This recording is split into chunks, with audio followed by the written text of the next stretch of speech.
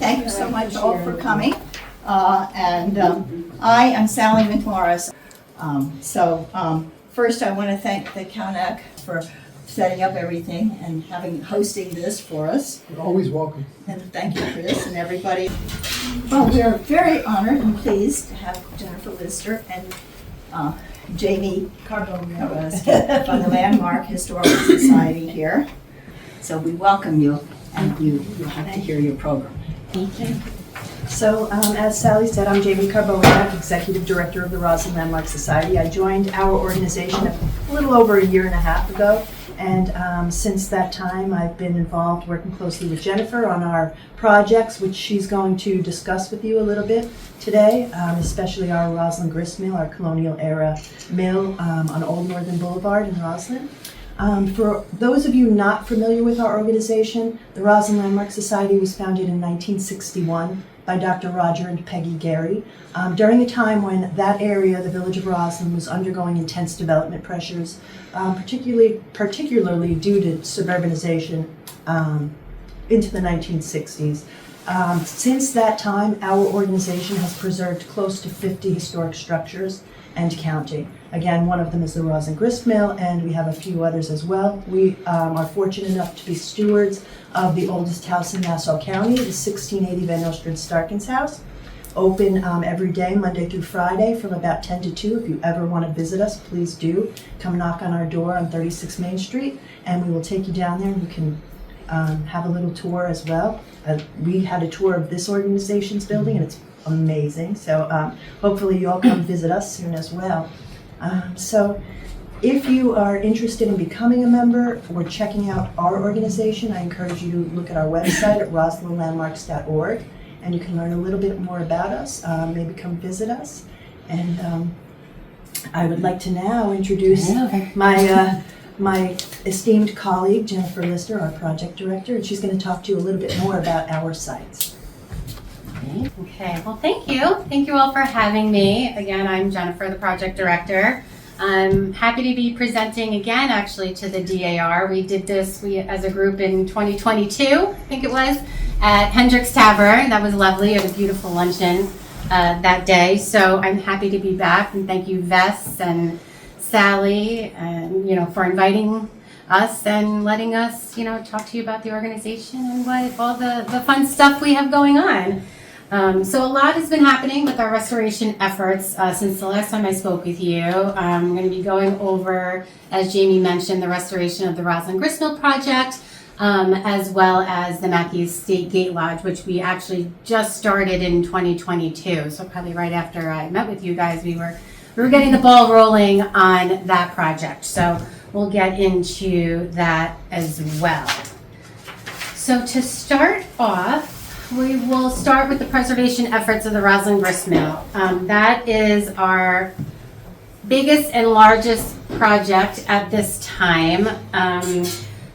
Just to give you a brief history of the structure, I'm just going to go back to the beginning of time on this one, just to give you, kind of an idea of the structure itself.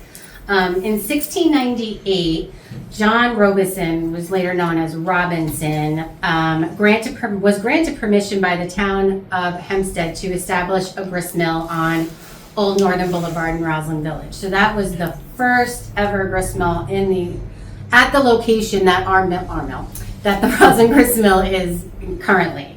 So that was the first mill, and by 1706, Robinson had built and was operating the grist mill at the site, basically laying the foundation for what is now part of Roslyn's history. The first mill, as I mentioned, was located at the Roslyn Grist Mill current site. It also fostered a lot of growth and expansion for Roslyn as a core feature of its commercial economy. By 1709, Robinson sold the mill, which unfortunately would be the first transfer of many for this historic grist mill over the next 3 centuries. Currently, the Roslyn Grist Mill is owned by Nassau County and is located in the heart of the village on Main Street. It's a rare surviving Dutch framed water mill built in 1715.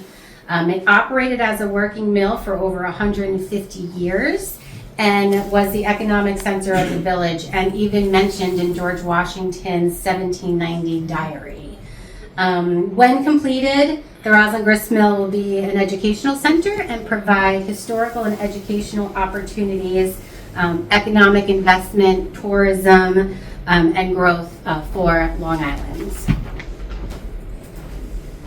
So just some significance of the Roslyn Grist Mill, the one that we're talking about today. It is a heavy wooden, has a heavy wooden structural frame constructed with a post and beam joinery. It shares many characteristics with New World Dutch buildings found throughout western Long Island and the Hudson River Valley. On April 24th, 1790, the owner of the grist mill at the time, Hendrik Onderdonk, was visited by President George Washington at his Roslyn residence, which adjoins the grist mill. That residence, as some of you may know, is the George Washington, formerly known as the George Washington Manor, which is now Hendrick's Tavern. So that is, and that's where it said that George Washington mentioned it in his diary when he was visiting Hendrik Onderdonk. He said he passed by a grist mill on his way to Onderdonk's home. Well, the only grist mill there would be the Roslyn Grist Mill, because the paper mill is over in Gary Park. So that's the only mill. However, we tried our hardest for the historic marker we have outside on the property now to put George Washington on there, but we could not get that hardcore evidence that it wasn't enough. Just mentioning a mill wasn't enough to put that on there, but we're pretty sure it was the Roslyn Grist Mill. So from 2015 to 2022, over $7 million has been raised for the restoration of this project from New York State, Nassau County, the Gary Charitable Trust, the Robert David Lyon Gardner Foundation, and members and sponsors of the society, very community driven as well. After 42 years of delays and planning, our restoration began in November of 2018. It all kind of took off, with speaking of the funding real quick, in 2015 when we wrote a grant to the New York State Office of Parks, Recreation, and Historic Preservation. We put it in, and the project was awarded $500,000. So that's when we said, let's do this. So that kind of kicked everything off in 2015 in our planning. We had a goal, and that's when we got all our team together, and in November of 2018, the project began. So the first step was to build a new foundation and then raise the structure above street level, which happened in January of 2020. The building was then lowered onto the new foundation, and the timber frame was completed. And I'll go through into a little more detail of the construction, and you could see the progress and the photos that's been happening since the beginning. So here's just our funding thing. Basically, I mentioned we've raised $7 million, which is fantastic. However, the project altogether is estimated to cost about $9 million. If you see this building, it's a small building. However, its historic nature and the way that the restoration needs to be done is quite expensive. So we are constantly raising funds for this project. We follow all the interior standards for historic preservation, New York State guidelines, village guidelines, all that good stuff. Especially the building is owned by Nassau County, so we deal with the municipality. So all that, it comes with a little bit more red tape, but we manage it, and we're very happy for our supporters. And as you can see here, most recently, New York State Office of Parks has awarded the project $675,000 for Phase 3. We're currently in Phase 2, which we'll get to briefly, but they will have awarded us this grant in 2024, so it will be usable for Phase 3, which we're hoping to start by 2026. So when I mentioned that we have the construction in phases, 3 phases right now. Phase 1 was stabilizing the structure. Phase 2 is to continue with the building envelope itself, as well as the roof structure. Then we will move to Phase 3, which consists of the site work, the husk frame, which is a very historic portion of the building at the lower level where all the gears are housed. The water wheel, we would like to put the new water wheel on the building, and the sluiceway so that we can have water going out into Hempstead Harbor. And then, 4 phases. Phase 4 is to implement the educational center and finally be completed. So here's we're going to just go through a little bit of documentation of the restoration. So here you'll see this is the mill before we started real construction. That's what it used to look like, and it obviously was below street level. And not that the mill sunk, the road was raised. Nassau County did some construction, forgive me, I forget the year. And Old Northern Boulevard was raised, so the mill looked like it sank, but it didn't. It was always in its same location, the road just got higher. And then here, this is again the one on the left. This is in December of 19. That was before the lifting, and then you see once we lifted the structure, that's it in January of 2020.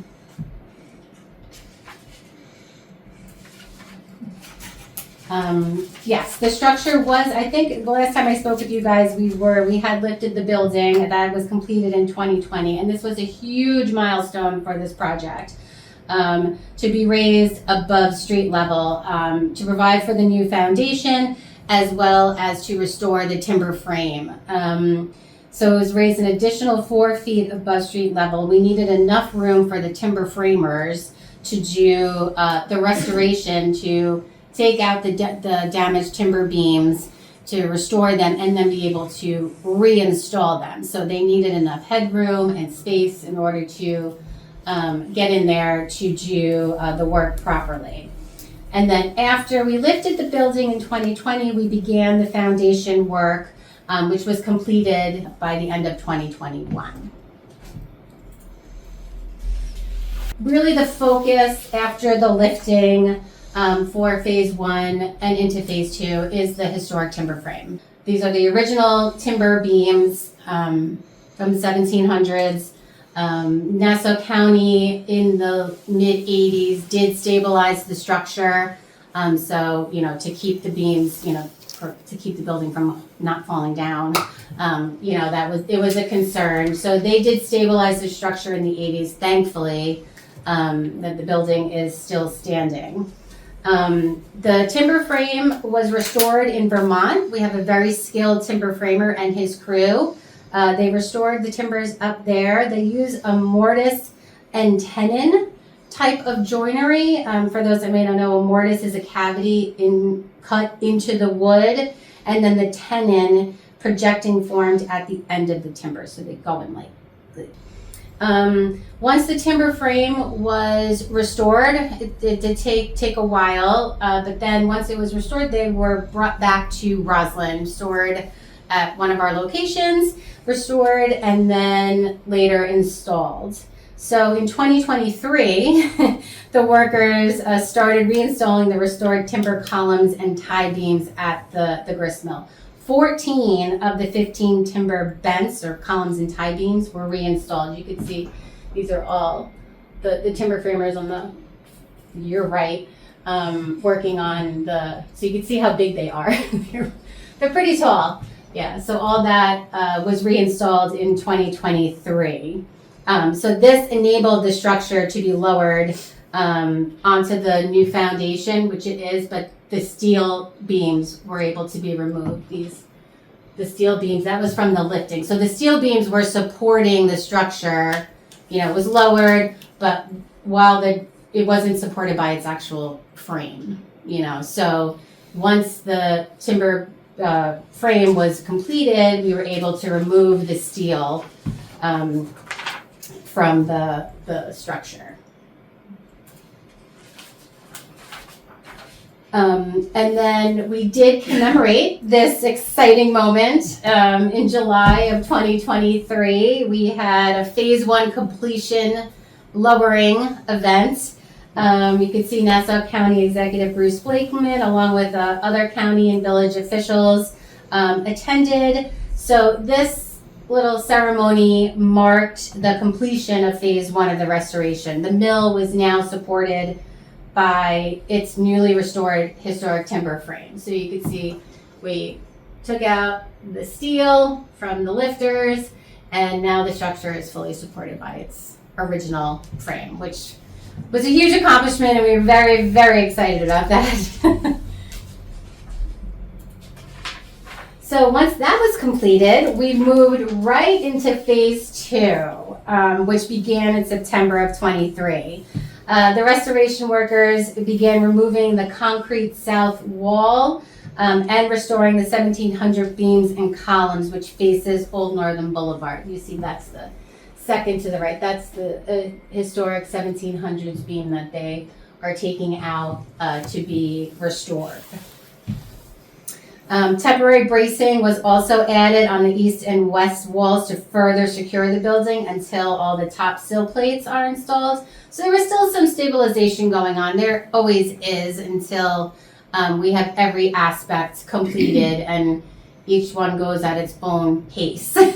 So that's kind of how this project works.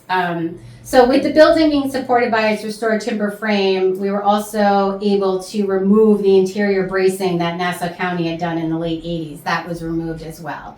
So the structure is completely on its own free will right now. So it's been put back together with the timber frame and sitting on its new foundation at street level, so we can have access, ADA access eventually. So we're all on one level right now.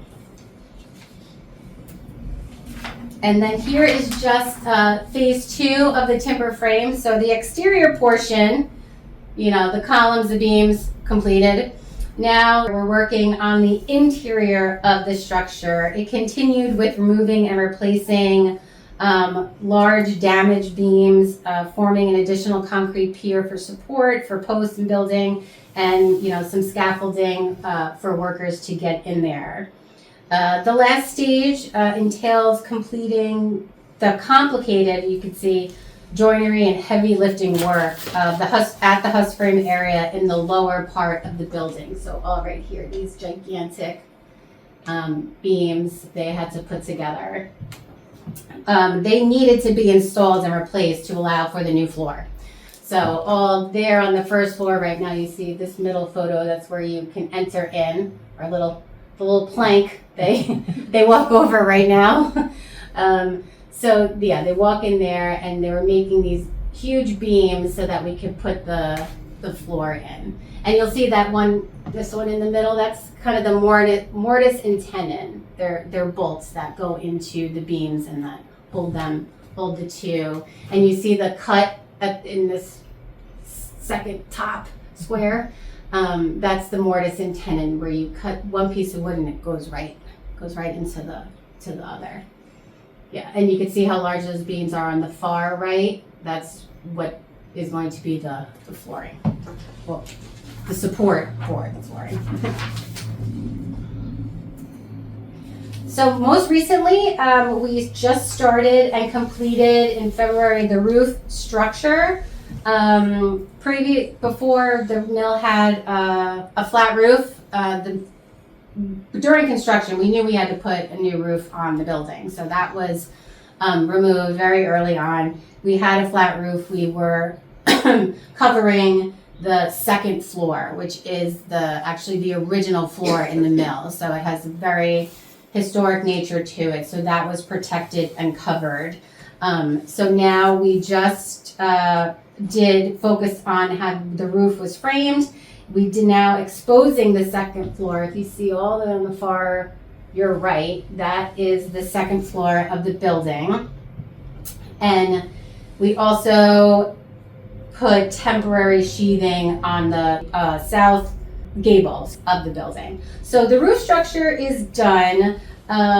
We will be looking to complete it come this spring with the shingles and the siding and all of that good stuff. And if you see just the second photo upon completing this roof structure, the installation of the rafters, more timber framework, you'll see we celebrated with a topping off of the second floor. It's a tradition of the history in timber framing to celebrate and thank the trees for all of this beautiful wood that has now saved the structure. So one of our construction workers did that, and it was very sweet, So I didn't know that was a thing. So I thought it was pretty interesting to just incorporate that, because this building has taken a lot of trees, for certain portions of it. So now you'll see this is where we are today. This is what the building looks like if you drive through Roslyn Village and see the grist mill. That's the sheathing I was just talking about. We plywooded the front so that the floor is protected. The roof shingles, as I mentioned, and the siding will begin in the spring, as well as the windows, doors, and flooring will also be installed. So that is the next phase. That should take us through the end of 2025, possibly early 2026. We should have the building put back together, and then we will focus on the exterior for phase 3, and then opening up as an educational center. But the completion of phase 2 will allow the mill to be opened to the public on a limited basis, depending. That's our goal, to open it as best we can before full completion. So that's going to be exciting, that people will at least be able to go inside and check things out. So this is our vision for completion. This is the rendering of the building done by our architects. As I mentioned, we'd like to provide an educational center that will serve as an attraction to the residents and tourists to the village of Roslyn. The building will provide historical, early industrial, and educational opportunities, as well as advanced economic investment and growth in the area. We will be hiring an outside consultant to develop a comprehensive plan for us for the future use of this building. We've requested a grant for that as well, to at least start that process. So when construction is completed, we are ready for the next step, because that, again, could take some time to put, focus groups and reaching out to the community and all these things that will take to really get this building as the educational center, and tours and school trips, and how we really want to showcase the property.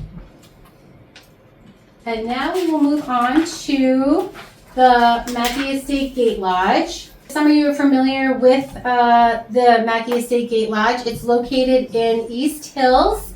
It's actually off Roslyn Road and Harbor Hill Road. It sits right there. You might see the big gates right at the corner of Harbor Hill Road before the train trellis, as you're going into Roslyn Village. This is an architecturally significant building. It represents examples of country estate outbuilding and the work of Sanford and White, who's prominent architect, Sanford White, who was with the firm McKinn, Mead, and White. It was designed in 1899 by Sanford White and built from between 1900 to 1902 as part of the Clarence Mackay's Harbor Hill estate. So you may have heard of Harbor Hill. The original, entrance to Harbor Hill was the Gate Lodge. It's one of only 3 buildings still standing from the Mackay Harbor Hill estate. There's the Dairyman's Cottage and the John Mackay Stonehouse in Roslyn as well. As I mentioned, it's located on Roslyn Road and was the gateway to both the village of Roslyn and the village of East Hills. It kind of sits right in the middle of the two. You can go right to East Hills or straight to Roslyn. So it kind of is right in between the two villages.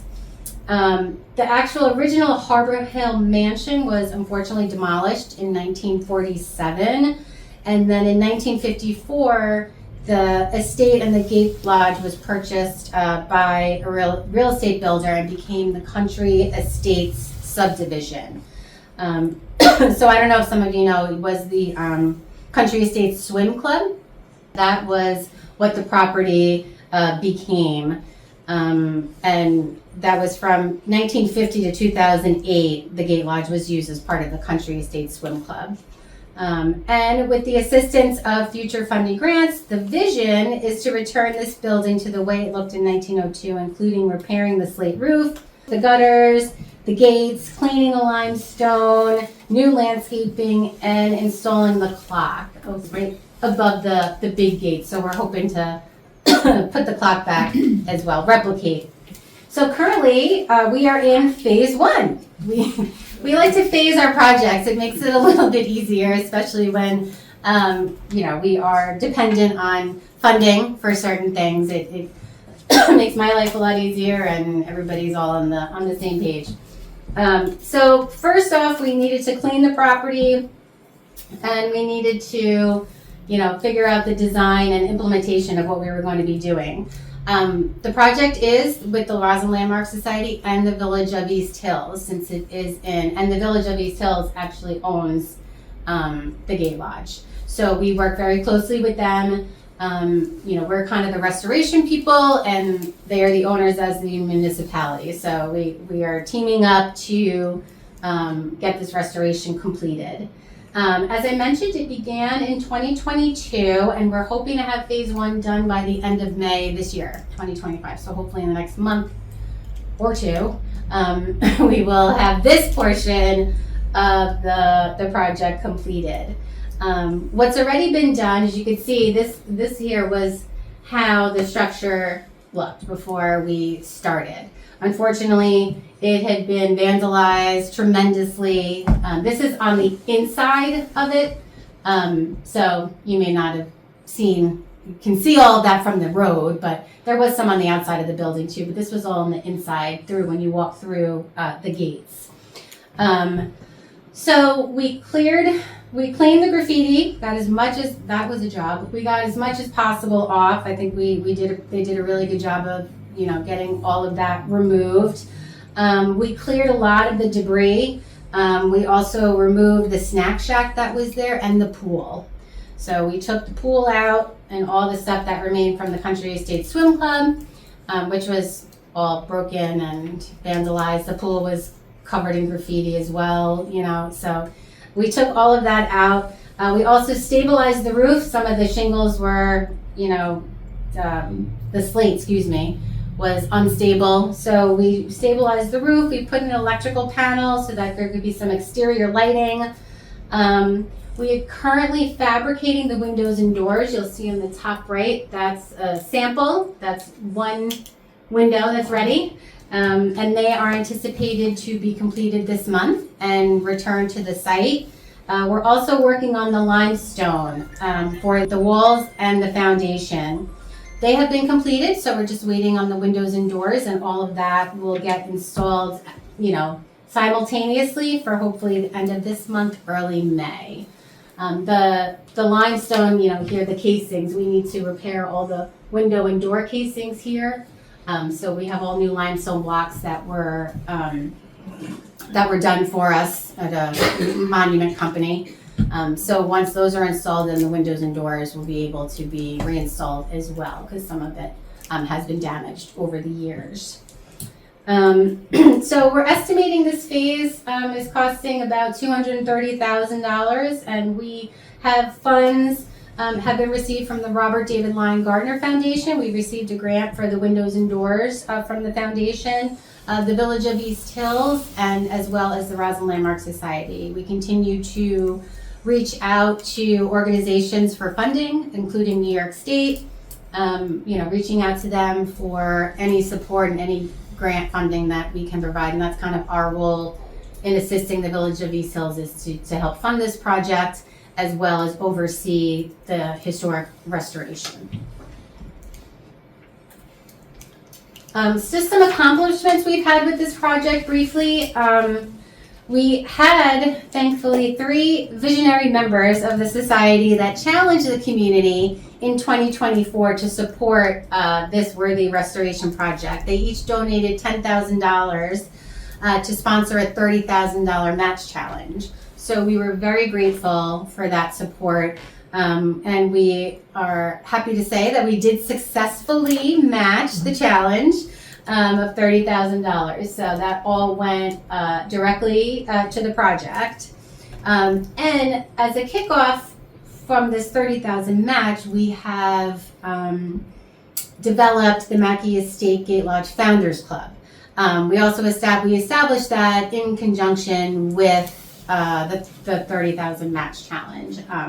And basically, this Founders Club for donors, for the community, you can purchase a brick or have your name on a plaque at certain levels of contributions, and this will be implemented at the end of project completion. So the plaque will be on the structure, and we will implement and design a nice brick plaque walkway at the property. I don't know if some of you are familiar with Roslyn High School, but off Harbor Road, they have a nice walkway in the back of the high school. So we're, thinking of something along those lines. So please, if you're interested in being part of the project, we invite you to, join the Founders Club.